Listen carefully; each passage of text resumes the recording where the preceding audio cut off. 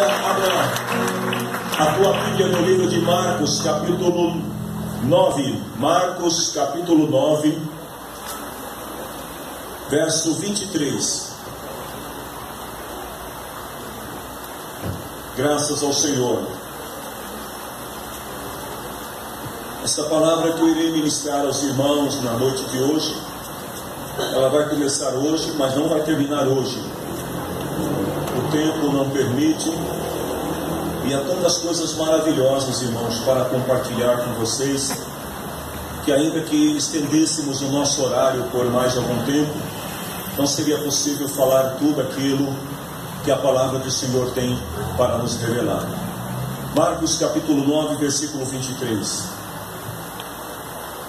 Jesus respondeu: se eu posso, tudo é possível para aquele que tem fé, ou tudo é possível para aquele que crê. Amém? Podem tomar assento, queridos irmãos.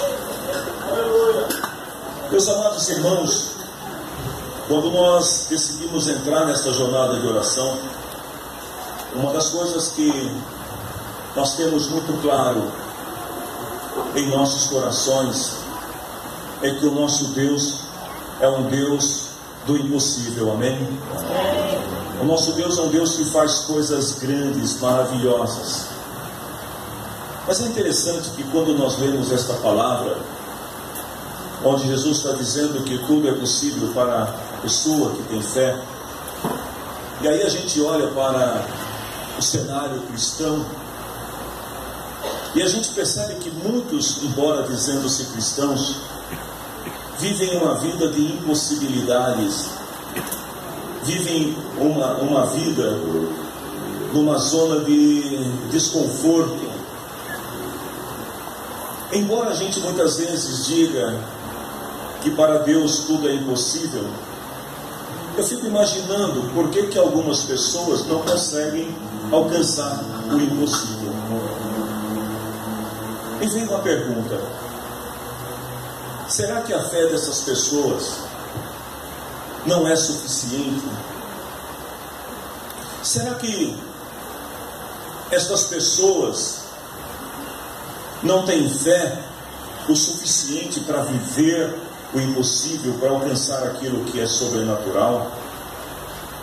Às vezes, queridos, os obstáculos, as limitações que surgem na vida do crente no dia a dia, nada mais é do que situações para que Deus possa se manifestar e mostrar a sua grandeza para nós. Mas mesmo assim, às vezes a gente vê pessoas que se detêm diante dos obstáculos. Tem gente que quando está diante de uma situação de problemas, ela não consegue avançar, ela fica parada, paralisada. Aí eu fico me perguntando, será que Deus deixou de fazer milagres?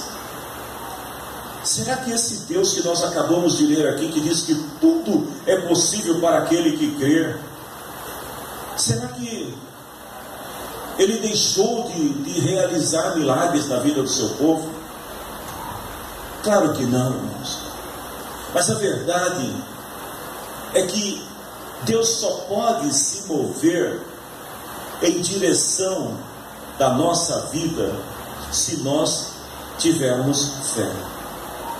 A fé é aquele veículo que faz com que Deus se mova em nossa direção. Lá em Mateus, ou melhor, em Lucas, capítulo 18, tem a passagem daquela viúva e do juiz ímpio. E Jesus, ele atenta para a perseverança daquela mulher, porque no seu coração ela acreditava que o juiz iníquo, ele tinha poderes para solucionar o seu problema, para fazer justiça à sua causa. E ela não desiste.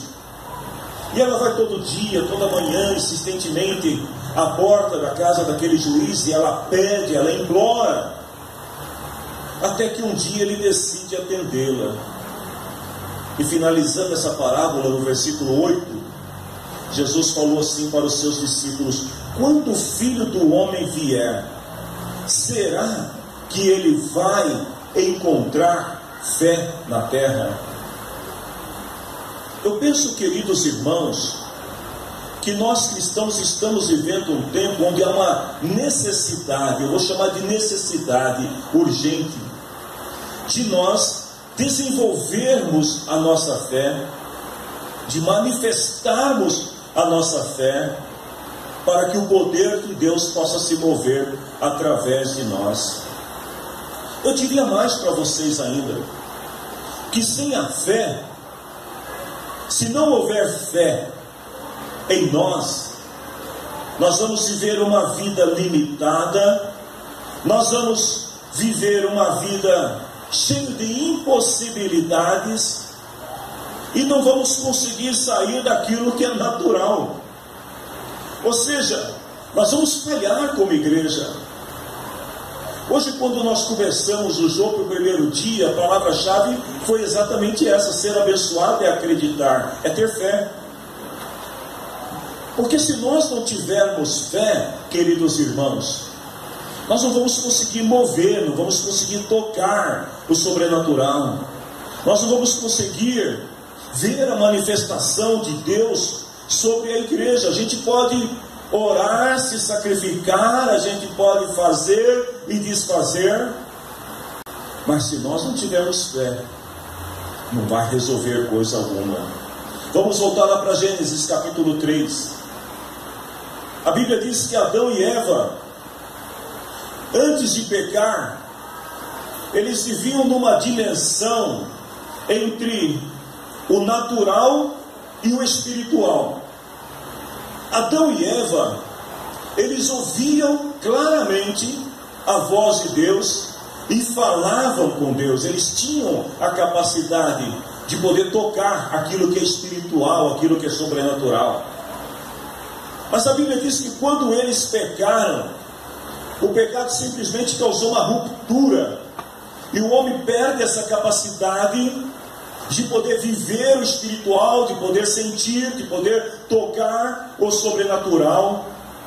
O pecado vai causar uma morte espiritual na vida da humanidade, dos seres humanos, e a conexão espiritual que havia entre o ser humano e Deus deixa de existir. Mas Deus é tão misericordioso que Deus, Ele não vai permitir que a humanidade continue distante dele. Deus vai fazer o que? Ele vai enviar o Verbo, Jesus Cristo, o Verbo que se fez carne, que habita entre os homens, o Verbo que restaura a conexão entre Deus e o homem, e com a sua morte, Jesus Cristo restaura a conexão perdida entre Deus e os homens, e agora o homem pode novamente tocar o sobrenatural. A Bíblia diz que quando Cristo morreu, Ele leva sobre si as nossas enfermidades. A Bíblia diz que Ele vai levar sobre os seus ombros as nossas culpas e também os nossos pecados. Mas quando a gente vai lá para Mateus capítulo 27, versículo 46, a segunda parte do versículo, nós vamos ver que Jesus não levou somente as nossas enfermidades, as nossas culpas e os nossos pecados. Sabe o que Jesus levou também? Ele levou em seu espírito a morte espiritual da humanidade. Porque quando Jesus sobe na cruz, e que Ele está ali coberto pelos nossos pecados, que serão mortificados através da sua morte, Ele diz assim: Eli, Eli, lama sabachthani, que em outras palavras quer dizer: Deus meu, por que me abandonaste? Por que o Pai o abandonou neste momento? Porque Ele estava levando sobre si a nossa morte espiritual, ou seja, aquela ruptura que havia entre Deus e os homens. O Filho também sente isso agora, mas da mesma forma que a sua morte faz com que Ele leve sobre si a nossa morte espiritual, a sua morte também na cruz traz através dele a vida espiritual e a conexão de volta ao homem e Deus, entre o homem e Deus. E o que a Bíblia vai dizer? Que a partir daí nós passamos novamente a ter a possibilidade de ter essa conexão com Deus. Nós vamos recuperar a nossa imagem espiritual que foi perdida lá no Éden.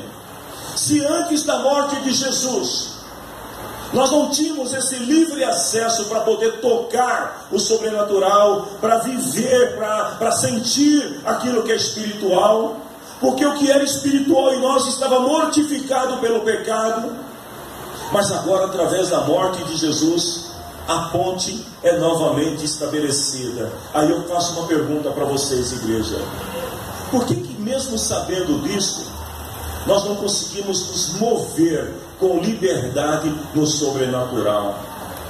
Porque mesmo sabendo que Jesus Cristo morreu e que Ele novamente nos conectou com Deus, ou seja, nos deu a possibilidade de voltar novamente a ter acesso a Deus, para viver, para experimentar, para sentir aquilo que vem de Deus, por que mesmo assim a gente não consegue ter essa liberdade para mover o sobrenatural?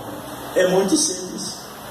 Nós ainda vivemos controlados por um espírito, ou melhor, por um raciocínio natural. Nós ainda estamos limitados ao natural.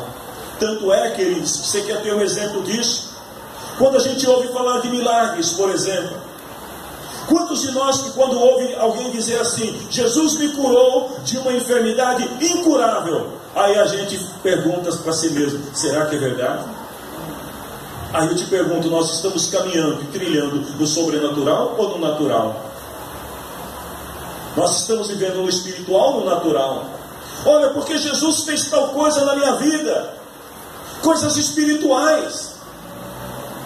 Quantas vezes nós questionamos e duvidamos de situações ou de coisas espirituais que acontecem e até mesmo sobrenaturais na igreja, a gente demora para crer.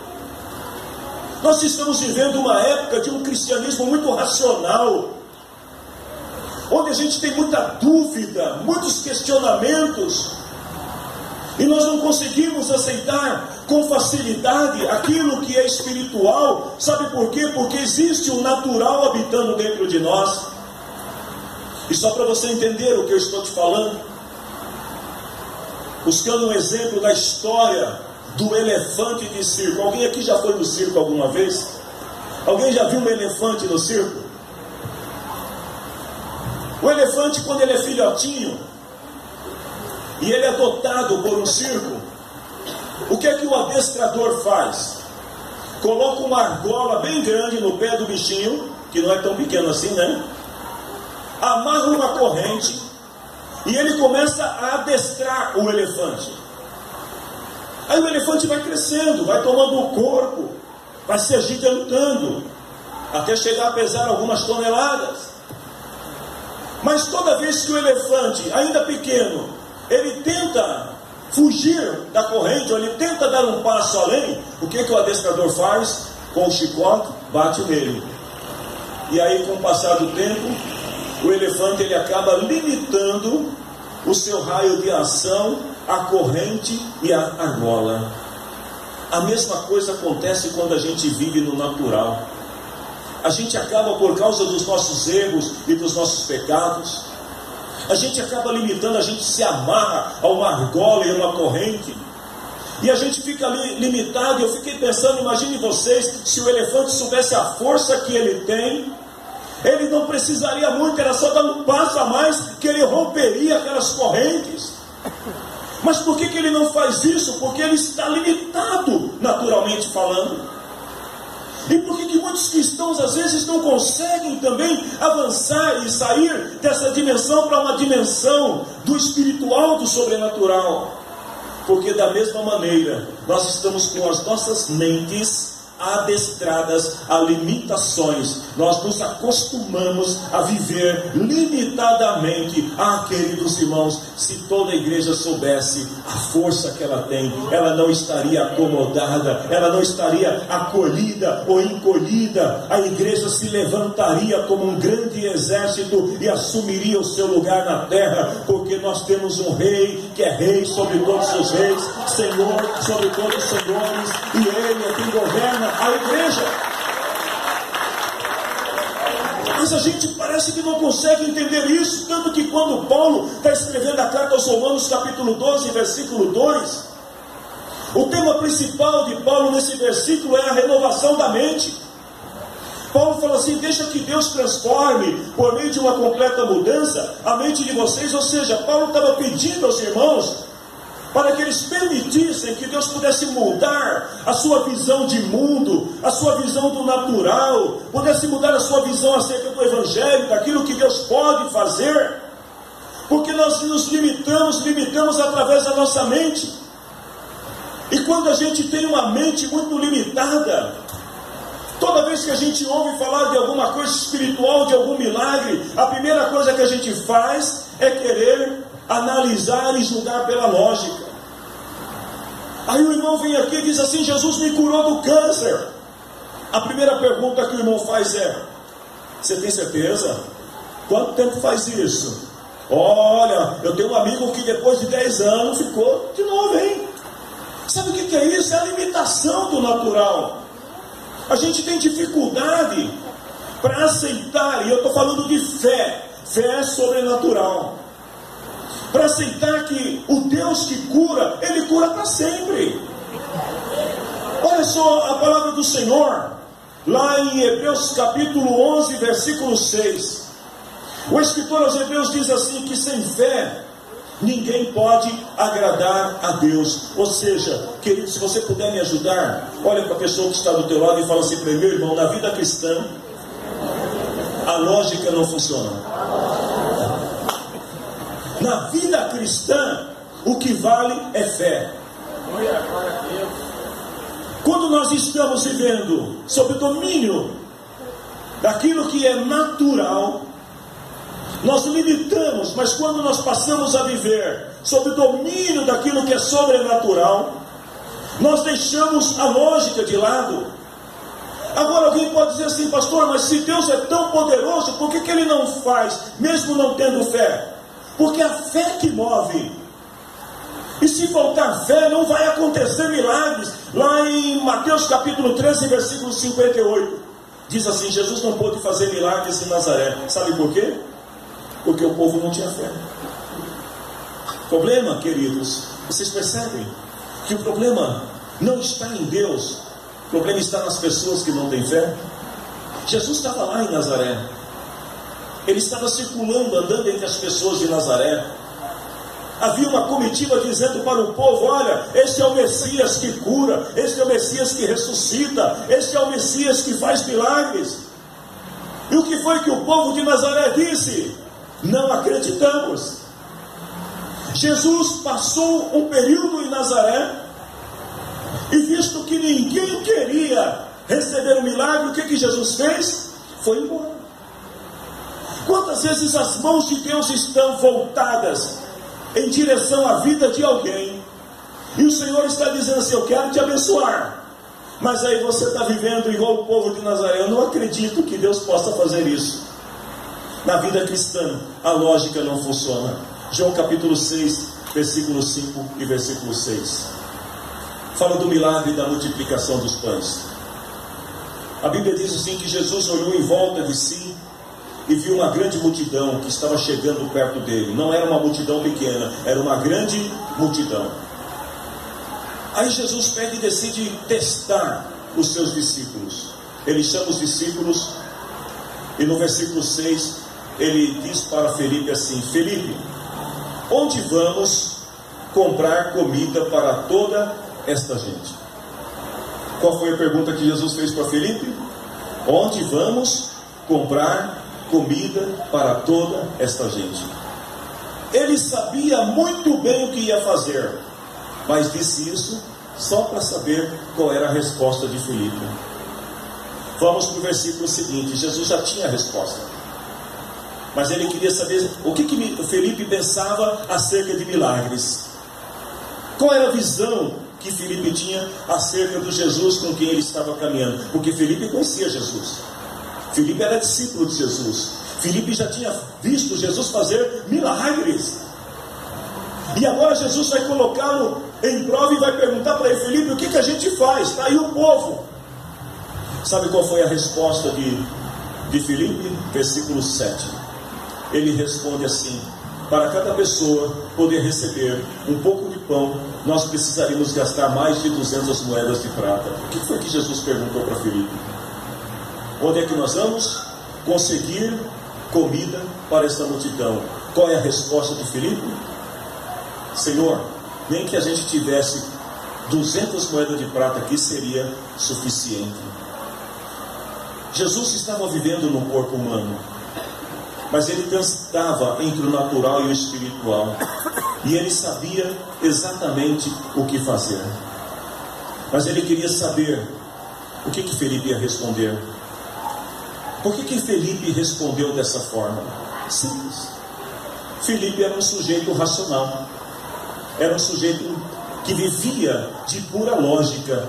Tem alguém aqui que gosta de matemática? Felipe era desses, que gostava de matemática.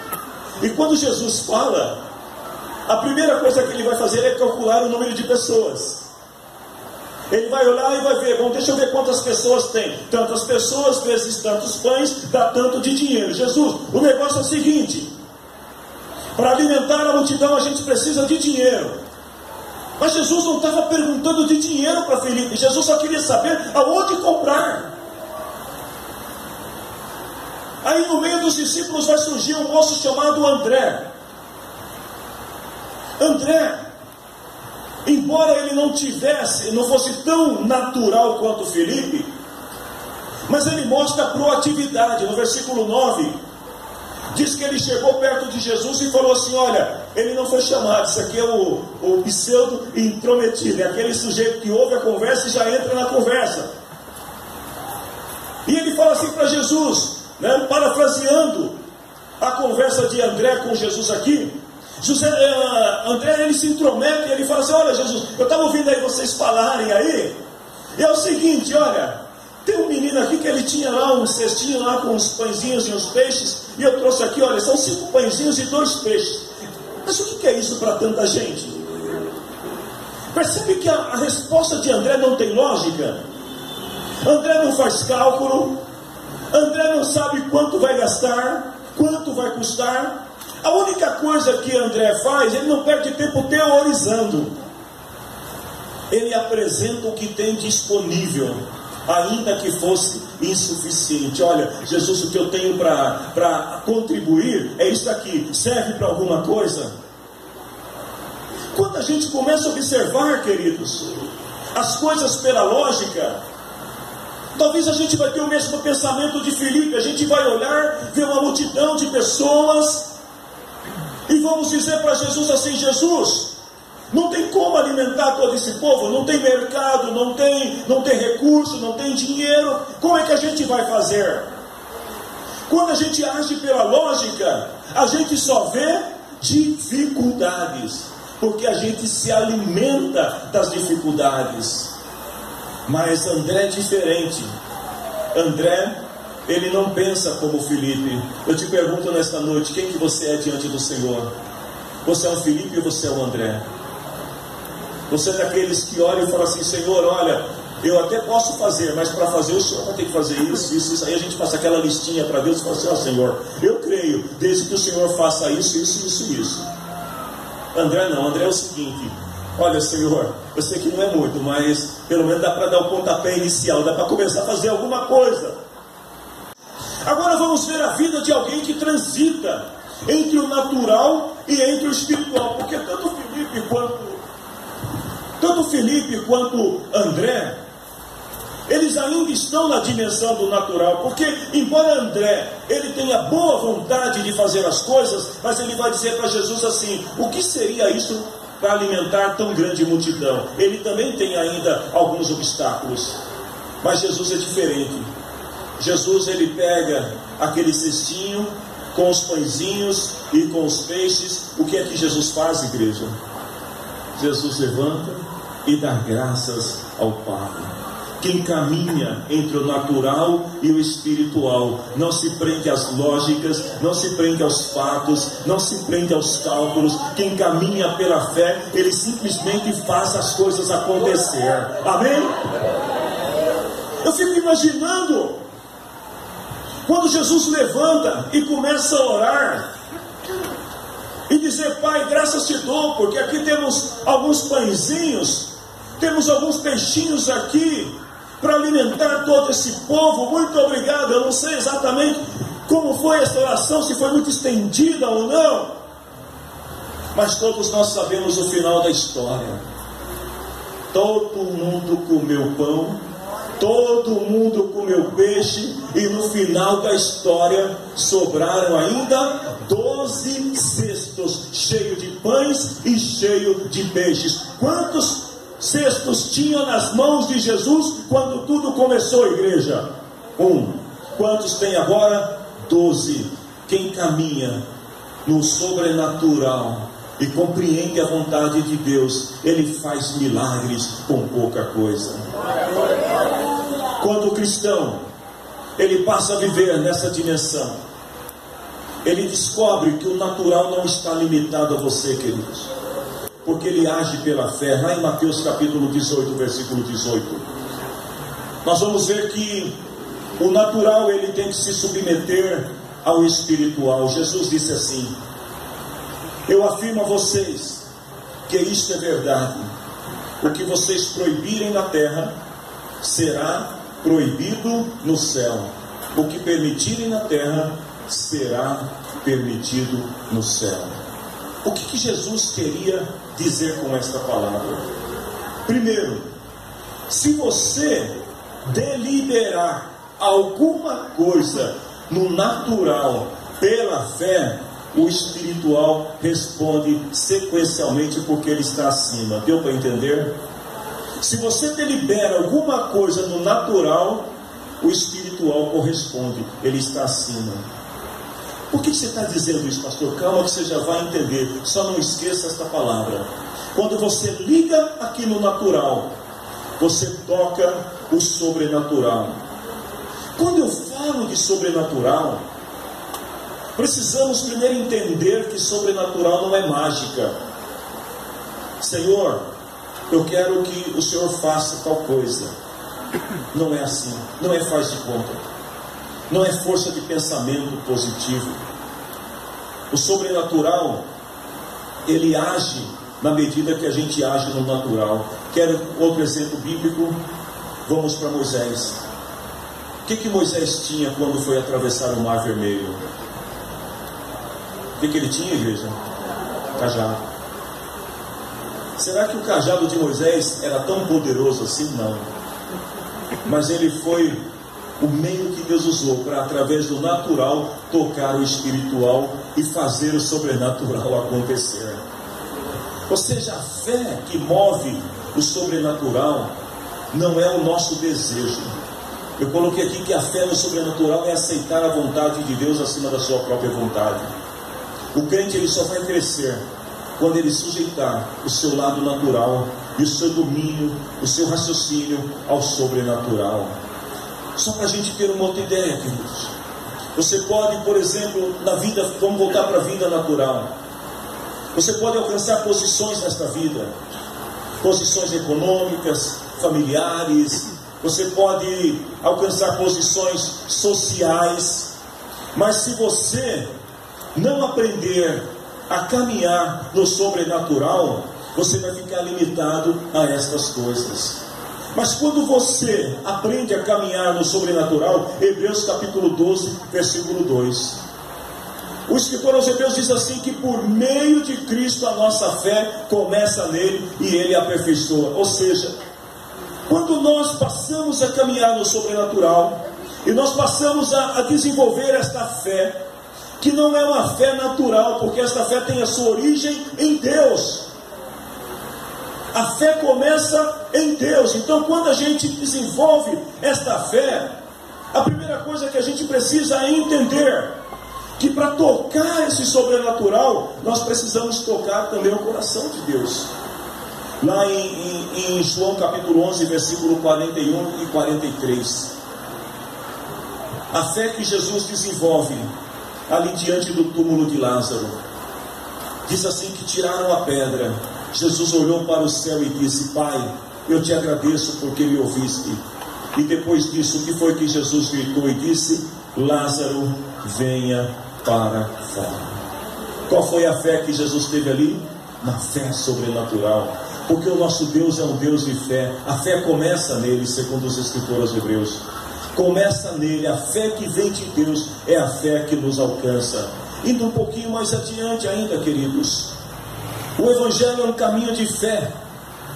Tudo que acontece na vida do crente tem que passar pela fé em Deus. Lá em Efésios capítulo 1, versículo 3, eu disse que quando você ativa o natural, você toca o espiritual. Vamos para Efésios capítulo 1, versículo 3, quando Paulo diz assim: bendito Deus e Pai de nosso Senhor Jesus Cristo, que tem nos abençoado com toda sorte de bênção espiritual nas regiões celestiais em Cristo. Aonde é que está a bênção? Lá em cima, nas regiões celestiais. Paulo diz que tem nos abençoado com toda sorte de bênção espiritual nas regiões celestiais. Então como é que eu posso tocar essas bênçãos, posso alcançar essas bênçãos, posso desfrutar dessas bênçãos, se eu não conseguir tocar aquilo que é espiritual? Ou seja, queridos, as bênçãos de Deus, elas já foram dadas para a igreja. Segundo Paulo, quando escreve aos Efésios, elas já estão lá na região celestial. Se nós pudéssemos contemplar pela fé, nós iríamos ver os céus cobertos de bênçãos, daquilo que nós necessitamos, daquilo que nós pedimos, daquilo que o Senhor tem para nós. Estão tudo lá, mas a gente só vai conseguir tocá-las se a gente sair dessa dimensão da limitação e começar a crer que o Deus que nós servimos é o Deus que pode derramar essas bênçãos que estão na região celestial sobre a sua vida, sobre a sua igreja. Ou seja, queridos, a única maneira de nós tocarmos é pela fé. Por isso que é a fé que vai mover tudo. Se você não tiver fé, se a tua fé estiver limitada ao natural, você não vai conseguir desfrutar aquilo que está no sobrenatural. Porque tudo que diz respeito a Deus, diz respeito também àquilo que é espiritual. Embora a gente viva numa natureza física, mas dentro de nós está uma natureza também espiritual. Deus é espírito. Jesus disse que importa que os verdadeiros adoradores adorem a Deus o quê, hein? Porque o Espírito está dentro de você, e também em verdade. Mas tem que partir daqui de dentro, porque é o Espírito que vai comunicar com o Espírito. Ou seja, a gente vive num corpo que é natural, mas nós não podemos ser limitados pelo natural. Eu convido o Ministério de Louvor à frente, porque essa mensagem, só estou fazendo uma introdução para a mensagem. As dificuldades que muitos cristãos têm para vencer, para triunfar, queridos, é porque nós estamos sendo regidos pelas leis naturais de um corpo natural, ao invés das leis espirituais do homem espiritual que habita em nós e se comunica com Deus que é Espírito. Muitas vezes nós estamos limitados. Aí em Gálatas capítulo 5, versículo 17, Paulo fala disso. Ele diz assim que a nossa natureza humana, o que ela quer é contra o que o Espírito quer. A natureza humana está limitada ao que é natural. O Espírito está condicionado ao que é espiritual, que é eterno. E Paulo disse que o que o Espírito quer é contra o que a natureza humana quer. Os dois são inimigos. Por isso vocês não podem fazer o que vocês querem. Por que nós somos limitados muitas vezes? Porque nós estamos vivendo na dimensão do natural. Qual é a nossa oração ao Senhor durante esses 50 dias de júbilo? Que nós consigamos tocar o sobrenatural, aquilo que é espiritual. Que a gente consiga sair dessa dimensão limitada que é o nosso natural e partir para aquilo que Deus tem maior para as nossas vidas. Se você crê, se coloque em pé. Romanos capítulo 1, versículo 17. Todos nós, queridos irmãos, não fomos chamados para viver um evangelho limitado àquilo que é natural.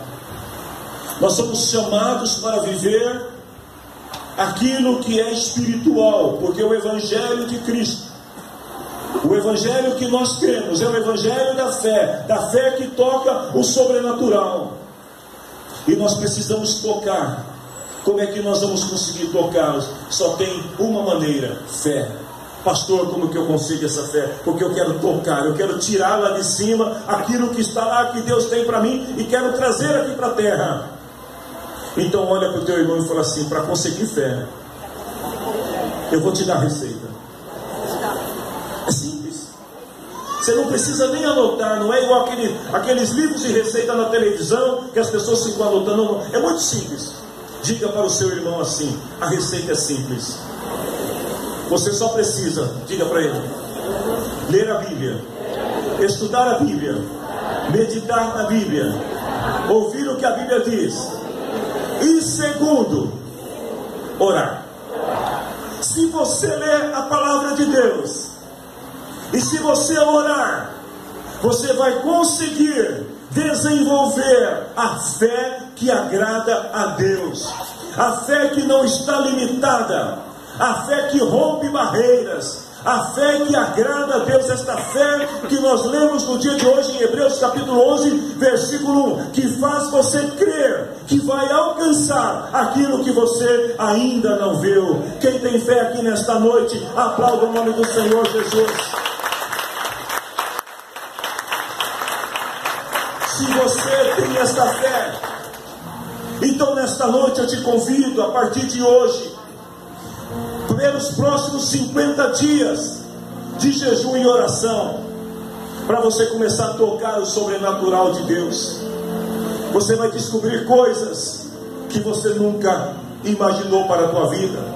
Você vai começar a viver coisas que você nunca viveu para a tua vida. Você vai começar a receber coisas que você nunca esperou receber na tua vida. Sabe por quê? Está tudo nas regiões celestiais. Está tudo lá. O seu emprego está nas regiões celestiais. O seu dinheiro está nas regiões celestiais. A plenitude do Espírito também está nas regiões celestiais. Os dons espirituais está tudo lá. A única coisa que você precisa é pegar e trazer. Mas para você trazer, você precisa ter fé. Mas para ter fé, você precisa ler a Bíblia, estudar a Bíblia, meditar na Bíblia, ouvir a Bíblia e precisa orar. Se você não tiver isso, a tua fé não vai crescer. E todas as vezes que o Senhor disser a você que vai fazer algo grande na tua vida, você vai olhar para Ele como Felipe e vai dizer assim: Senhor, beleza, mas para fazer isso nós precisamos de X. Senhor, eu creio que o Senhor pode fazer isso, mas para fazer isso eu preciso que o Senhor faça tal coisa. Ou você vai ser como André. Talvez você até tenha um pouquinho dessa fé, mas você vai chegar para o Senhor e falar assim: Senhor, eu tenho alguma coisa aqui, mas é muito pouco. Não dá, é insuficiente. Mas se você tiver esta fé, que é a fé que o Senhor quer que cada um de nós tenha, quando o Senhor disser para você, você vai simplesmente dizer: eis-me aqui, Senhor, estou pronto. Você vai fazer como o Senhor disse para Moisés: Moisés, o que você tem na mão? Eu tenho uma vara. Ele não ficou discutindo com Deus se a vara era grande, pequena, se era suficiente, se não era suficiente. O Senhor só falou para ele: toca. E ele tocou, o mar se abriu. Porque a fé sobrenatural, ela move o natural e traz o espiritual até nós. Deus quer que a gente tenha essa fé. E eu quero orar neste momento com você. Mas enquanto nós oramos, nós também adoramos ao Senhor com uma canção. Deixa o Espírito de Deus falar ao teu coração através dessa canção. E permita que a fé possa fluir através da tua vida. Comece a agir pela fé, meus irmãos. Quantos de nós aqui que não tem agido pela fé porque tem medo? O medo é falta de conhecimento da palavra de Deus. Quantos de nós que não conseguimos avançar porque somos muito racionais, muito calculistas, muito lógico? Deus não precisa de lógica para fazer milagres. Em nome do Senhor, feche teus olhos e ore. Peça ao Senhor fé. Tudo te sua voz me encoraja a prosseguir. Aí quando tudo diz que não, quando tudo diz que não, ou parece que o mar não vai se abrir, olha quem tem fé o que diz: sei que não estou só, e o que dizes sobre mim não pode se frustrar. Venha em meu favor e cumpra em mim teu Deus impossível, não desistir de mim. Sua destra me sustenta e me faz prevalecer. Deus impossível, não desistir de mim. Sua destra me sustenta e me faz prevalecer. O Deus impossível. Aleluia, levanta as mãos ao céu, que nós vamos orar. Soberano Deus, poderoso Deus, Criador dos céus e da terra, no nome de Jesus, comece a orar, meu irmão. Comece a sentir a presença do Espírito Santo na tua vida. Comece a sentir a presença do Pai na tua vida. Comece agora a sair do natural e entre no espiritual. Comece agora a chamar a presença do Espírito Santo sobre você. Comece a receber agora a graça do céu, poder do céu sobre a tua vida. Pai, nós oramos neste momento, e em nome de Jesus agora, nós quebramos, Senhor Pai, com todas as cadeias. Nós quebramos todas as cadeias agora. E nós agora estamos, Senhor Pai, declarando, ó Deus, a bênção do Senhor sobre a vida desse povo. A bênção do Senhor sobre a vida dessa igreja. Ó Deus, começa a tocar em vida, Senhor, agora. Começa a tocar, Deus, agora nessa hora. Começa a liberar milagres. Começa a liberar milagres agora. Começa a liberar milagres, Senhor Pai, nesta hora. Começa a tocar de vida em vida. Começa a tocar de vida em vida agora. Começa a tocar de vida em vida agora. Começa a se renovar agora. Começa a renovar essas pessoas com o teu poder, com a tua graça, com a tua virtude. Começa, Senhor Pai, agora a abrir os olhos espirituais. Começa, Senhor, agora a dar visões espirituais. Começa, Senhor, agora a dar visões, Senhor Deus, de coisas espirituais. Começa, Senhor, glória a Deus, a quebrar os paradigmas, a quebrar, Senhor Deus, as impossibilidades. Deus, tudo aquilo que parecia impossível, tudo aquilo que parecia difícil, tudo aquilo que parecia, Senhor Pai, que não dava se realizar.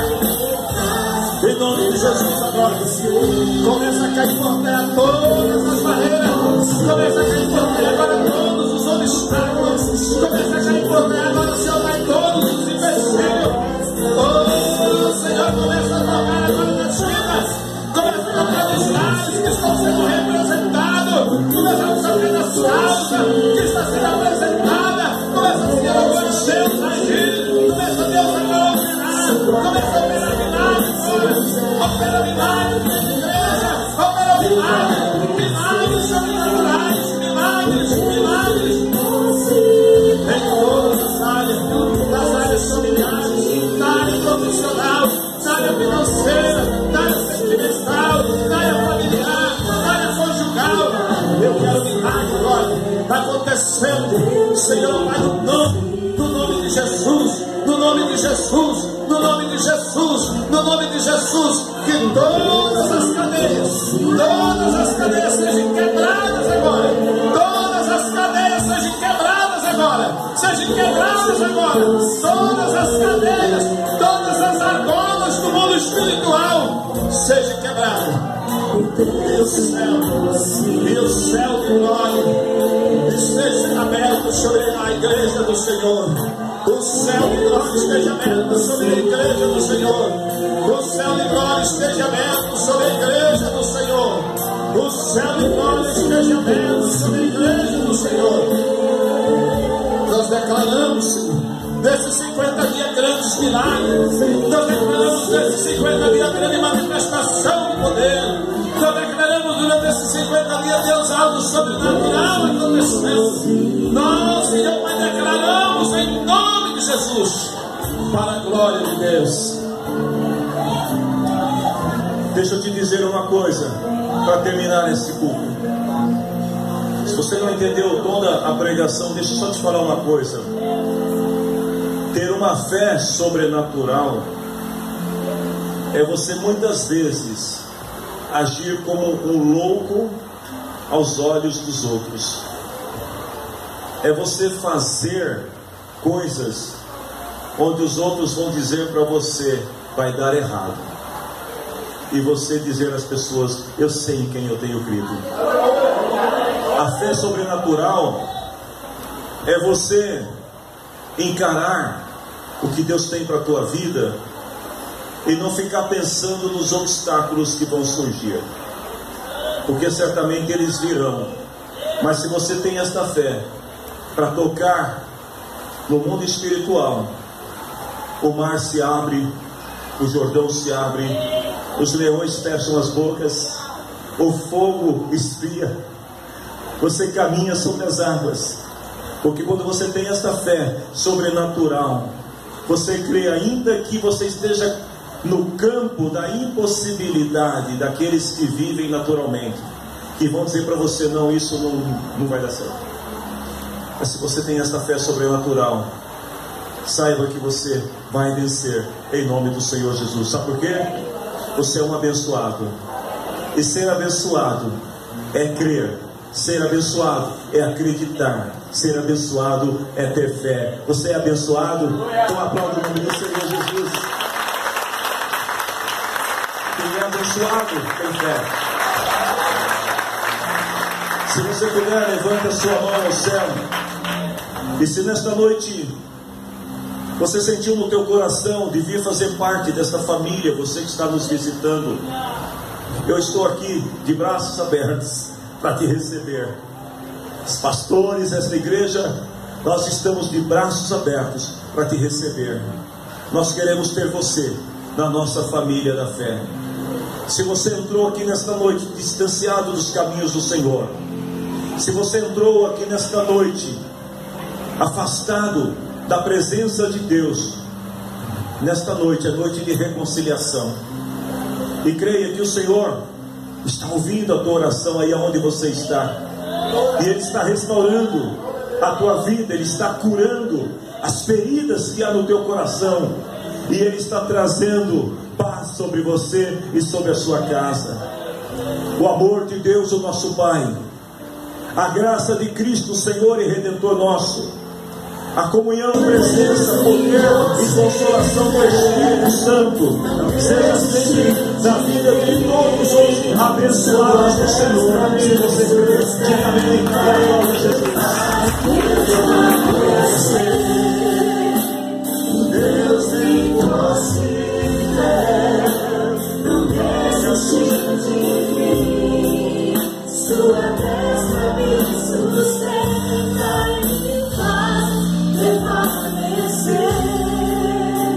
O Deus me concede. Aleluia, levanta as mãos ao céu, que nós vamos orar.